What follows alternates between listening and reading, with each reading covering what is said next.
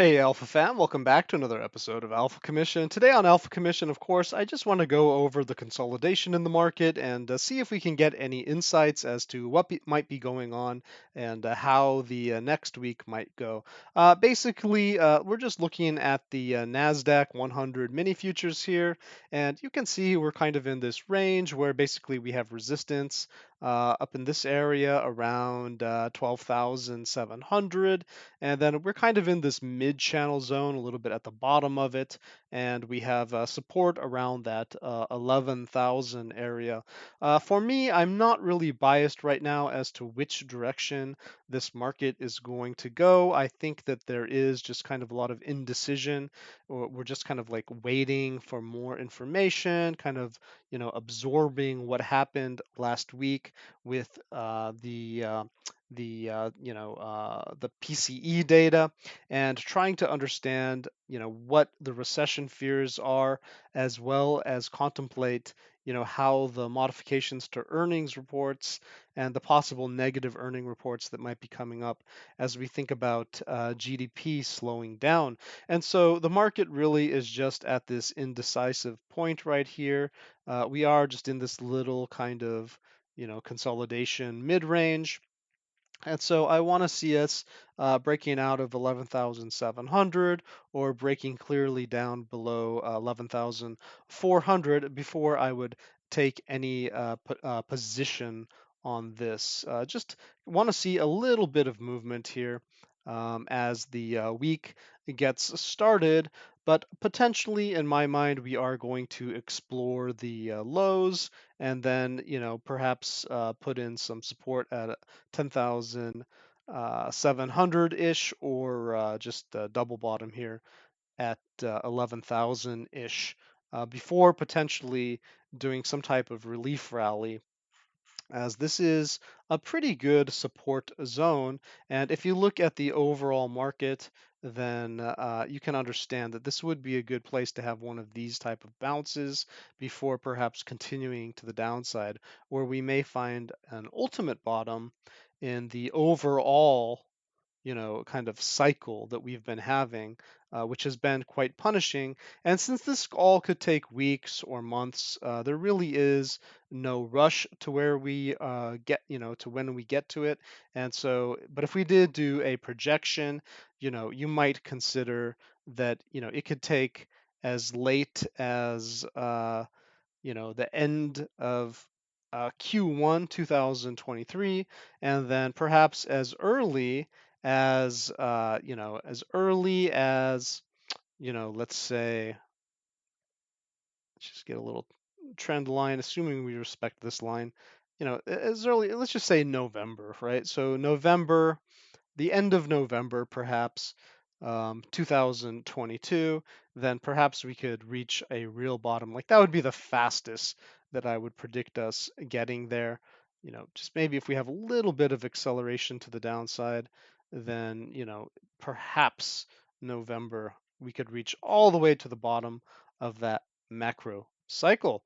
Let's just go ahead and move over to Bitcoin, because whether or not buyers enter the market in this type of this little choppy consolidation zone, which they did up here, and it ended up being a nice relief bounce. We don't really have a lot of control of that, so we're just gonna have to see if retail is filling it, and I'm not sure that they're filling it. So there, we could have that continuation down. I don't have any, perspective on what the stock market is going to do right now. Personally, I wouldn't be buying right now, but I would want to wait to see what the Federal Reserve did in terms of interest rates. If we go over to Bitcoin, of course, we can see that we have a very similar pattern. It's just that we had this kind of like early rounded top here. But if you just cut through that, then it basically is identical to the NAS 100, more or less. And so let's zoom in just to see if we can get a little bit of the chart here. And we do have this kind of just small trend that we're in. And you can see we're having trouble with the mid channel of it, right? We got rejected from the mid channel, but we are trying, not once, but a whole bunch of times we got rejected from this mid channel. And so we really haven't been able to explore the top of this range. And what this could suggest is that, we are perhaps, going to maybe break down. And if we lose that 18,000, then I would be kind of worried. And if we lost 17,500, I would be kind of worried. And of course, we have some very fragile support at 16,500. So perhaps we could do just kind of a fake out to 16,500, pop up really quickly, get back into that range, and then explore the top of that range, maybe even break out and have some more bullishness, maybe to 23,000. It would be kind of my maximum. Uh, you know, 21,500 would already be kind of pushing it. And I do think that there is a chance that we reject off of 20,500 if we are able to make it up there, assuming that we're able to even get above this 19,000 point.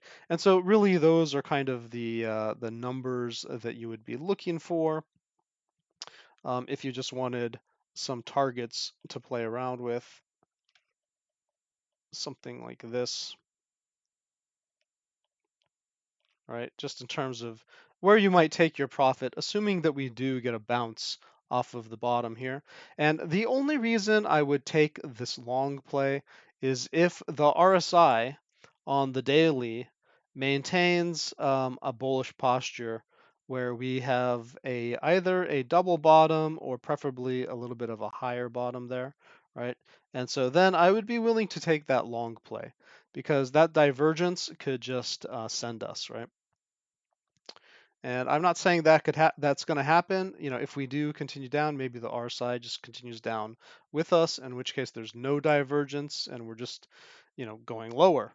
But if there is a divergence and we do end up kind of like a double bottoming or making a higher low, or even if we wick down here, but that RSI is also positive, then potentially there's a long position to take to one of these levels. Just I would take my profits at these points that you can see on the chart here, okay?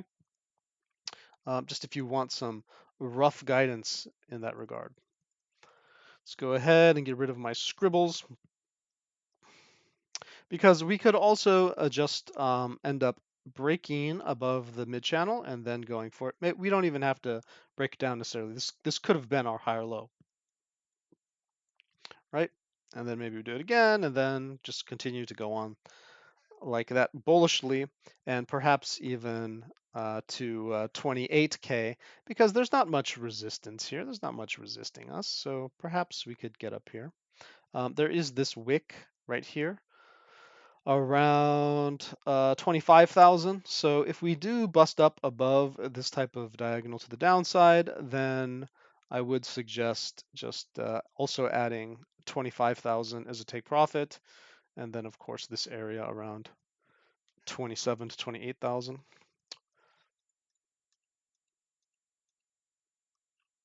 Let's see a little bit more formally. Let's go ahead and take a look at some of the trends that we have going on here. Basically, you can see that we are in this wedge to the downside where, just you can primarily focus on this red resistance line and this green support line.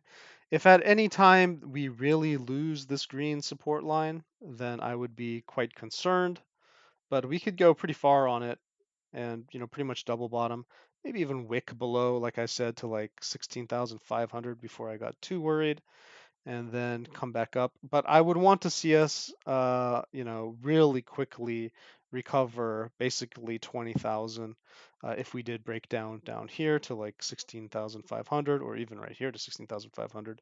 I would want to see us secure in this area if it's closer to the 9th, right? Like this would be around the 12th. If we broke down, then I would want to see us quickly get up to 20,000. But if we, broke down before then the levels that I'm looking at is just to reclaim this trend line here at 19,000, ish, and then to get above this resistance, which again is that 19,250. Let's just say 19,500-ish, right? And then potentially breaking out above this other diagonal that we sort of have here, which would be 20,500. And then to get up here, we would want to break above that basically 21,800. And so if you just want to, have some levels like that,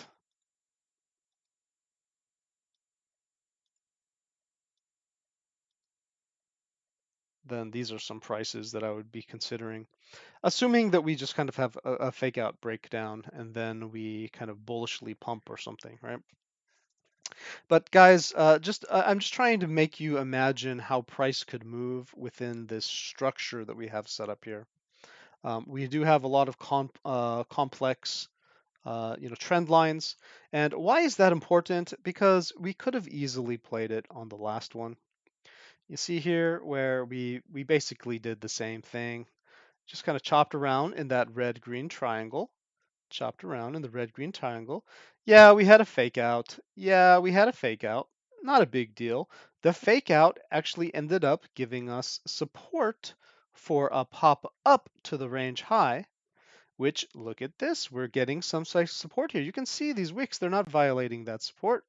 And so potentially we could get a pop up to a range high, right? Which would be around that 23,000-ish area. You could be 22,500-ish to just be kind of safe if you want. And,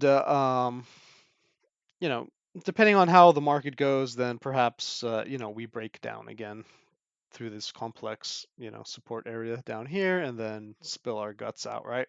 Just if the market wants to continue to the downside, in which case I've already mentioned the 16,500 is a number that I would be worried about. If we end up closing significant candles like 4-hour daily candles, underneath 16,500, I would be quite concerned. Why is that? Because if we take a look over here, that's basically the bottom of the wick that, oops, where am I looking at? Right here, 16,500-ish. And so if we break down below that, then we're really going to be using, this area up here as resistance. And we're really talking about playing the bottom of the range now. Okay, we're no longer talking about the top of the chart. We're no longer talking about the middle of the chart. We're literally going to be talking about the bottom of the chart. Right now, we're talking about the middle of the chart, right? The top of the chart is long gone. We're not going to see that for a long time. But we could still play up to like 30, as high as 33,000. We could literally play with that area. We could conceivably play with this area like that. There's not much support here. This is like crap. This is nothing, right? Literally, that's just like a wick. Just forget about it.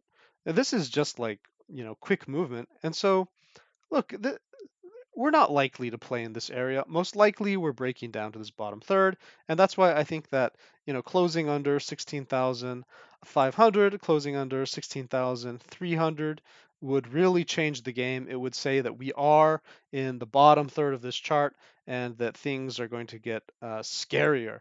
But if we are able to hang on to, this area, then as I've mentioned before, we could potentially see the top of the range, even like 28,000 potentially. What would it look like? What would the path look like to get us up there? And to turn bullish, we would have to take out, first, we would have to really take out 21,500. Then we're going to have to take out 23,000, 24,000, really kind of make that significant. And then we would need to take out that kind of 27 to 28,000. Now we're talking about the potential. Only here do we have potential for real bullishness in the market, but it's not enough. We actually need to take out this 30 to 33,000. And if we consolidated between here for a couple weeks, then I would be pretty bullish, because if you look at the weekly, right, look at the weekly EMAs, that would basically change the game, and we would have the opportunity for a weekly squeeze play to the upside. So that would be really cool if we were able to do that. But that's why I think we're probably going to get rejected off of this kind of $28,000 area, like 27 to 28,000. It's totally rejected, maybe even 25,000. If not rejected at 23 or 21,000, like it could be just possible that we just don't get above these things. Right now we have the 300 EMA, we have the 200 MA, we have the 200 EMA. So these three things are really going to be limiting us, and it's just not good. More likely we're testing the bottom of it and then continuing to the downside. Okay, so I don't want to give you too much hopium. But I will say that the daily is starting to build up some type of bullish potential. Obviously macroeconomics are going to win over any type of technical indicators, but again, like the bullish potential is there, and so while we could just continue to go down, or we could just do a sloppy sideways action and break down. The potential to pop up, is there. Just are there buyers? It's the bottom line. Just are there buyers? And right now, people aren't really buying, so maybe we're just going to do some sloppy sideways, okay, until we get a little bit lower. So be ready for bullishness. Be ready for some potential pop up like this. Maybe exploring the top of our range, even like a 23, maybe 21.5, whatever. Like be ready for that, but just also be very aware that we could just push lower before we end up, doing any type of relief rally. I think I spent enough time on that one, so let's just pop over to the CME, the professional charts, because there is a difference here between the 24-hour exchanges and the professional charts. On the CME charts, we do have the same type of structure, only it looks much, much weaker, okay, guys? Like you can see for yourselves, these professional exchanges that do not operate 24/7, they close for weekends and holidays and evenings. You can see what happened here. They bounced around the same type of triangle. It busted positive up here, and so we got a little extra play out of that, right?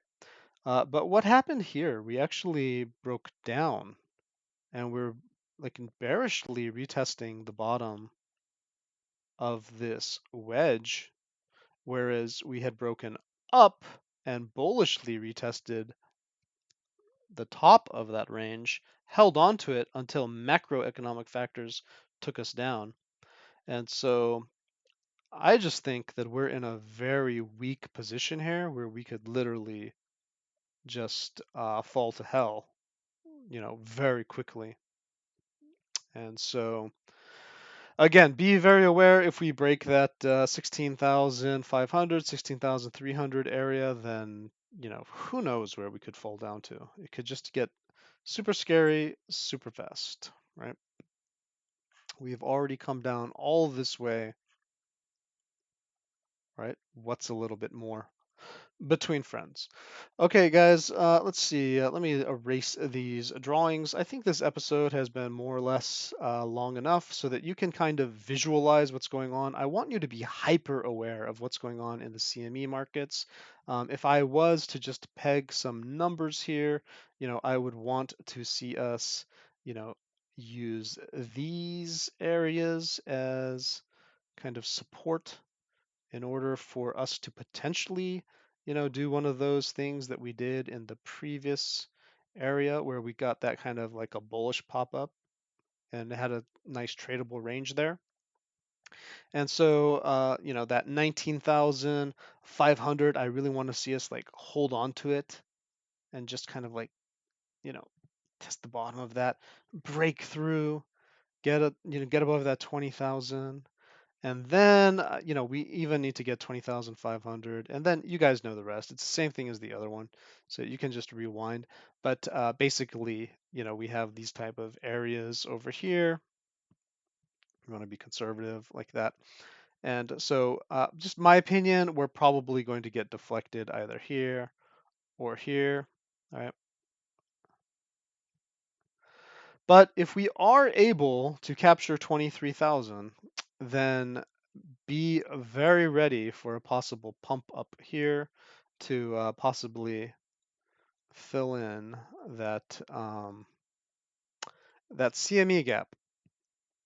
Now we do have a wick here that could block us, so also just to be aware of 25,000 ish, right? Where we could also potentially reject off of that. And this could have been some type of bait, right? The CME gap can be kind of like a bait area where you know, and then maybe we get rejected off of that, right?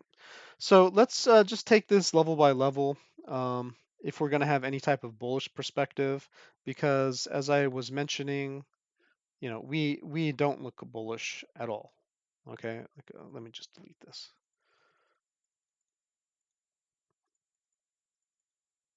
We don't look bullish at all right now on CME.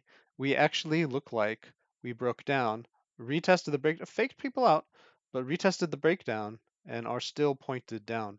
We need, we need to quickly break above this diagonal support, hold on to it, and then break above this one.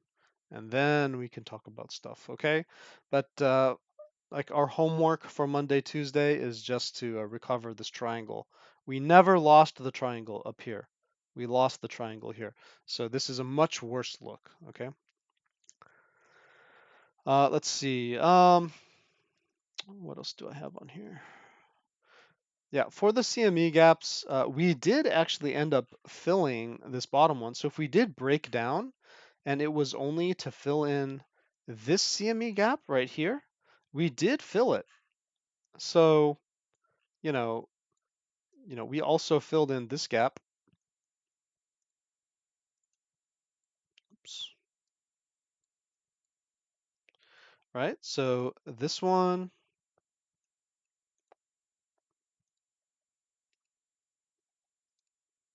is now filled, and this one is now filled. And so really the only one we have left is up here and up here if we did just have some type of monster run. But you might want to just consider that the market may have made this kind of like a fake out just to fill in that CME gap, and that we could potentially have bullishness next week. So just be open-minded to it. This could have been just some type of market action to try to fill that CME gap, okay? It is now filled. That's my key point. So quickly, very quickly, we need to get above 20,000 and consolidate there or push up. Okay, we did a wick that was just a fake out, and that was a bad sign to me because we couldn't get support after filling in that CME gap. People wondered what was this drop about. Just filling in the CME gap. That's all. That's all. But the push up was the bullish attempt to reclaim this level, and they really failed. Okay, they really failed. So let's see if we can do it again Monday, Tuesday. Okay. Guys, I'm gonna probably wrap it up there. I think just very briefly, we should just go over the dollar. Dollar's coming down, but you know what? This thing can just continue to go. I don't really, need to cover it today. I think perhaps, if this thing came down, it could probably get down to $103, maybe even go down as low as 101. It's probably going to break back up, explore 106, and then maybe top out around 108. Some guys are thinking it could get up to, 120, which it is possible. Personally, I wouldn't necessarily think it's going to, but it is possible. and this would just destroy the markets. Okay, like this would be the ultimate capitulation. If we have this run in the dollar, like probably everything is capitulating. Okay, like you can pretty much be safe, pretty much be safe to buy, your stocks and stuff, um, just using one indicator there. If we go over to the VIX, and because I always combine the dollar and the VIX together, you can see that volatility is coming down, just like the dollar's coming down right now. So there might be some good trading days on Monday or Tuesday, just depending on how this works. But I'm worried about the timing of it because this could turn around on Monday or Tuesday, and then the next week could be a really bad day for trading as volatility explores the upside of this. But if we break it down from this wedge, then it could be really good trading. Okay. So just remember, lower volatility is good, higher volatility is bad. We enter this area, like above 40, we're probably capitulating. And so again, just like with the dollar, if we enter into these territories, we're probably, capitulating. People don't want to be in assets, they want to be in dollars. So we're probably capitulating, right? And then there is the potential to go higher, and of course, for the VIX as well, there's the potential to go higher, but we don't need to talk about that. Just take it level by level. And plus, volatility is dropping right now, so let's just focus on what's really happening. And hopefully, we get a break it down from this wedge and get some nice trading days this week in terms of the long direction. Otherwise, guys, if this thing just pops back up, and if the dollar just continues to go up, then I would expect that we're probably going to enter a capitulation phase, like a real capitulation phase, sooner than later. But we'll see. We'll see. Stocks have the potential to turn around, but it would be very easy for them to capitulate to a lower level and then find some temporary support before some continuation to the downside. But okay, guys, for real, wrapping it up there. That was your alpha for the day. Stay safe and happy trading.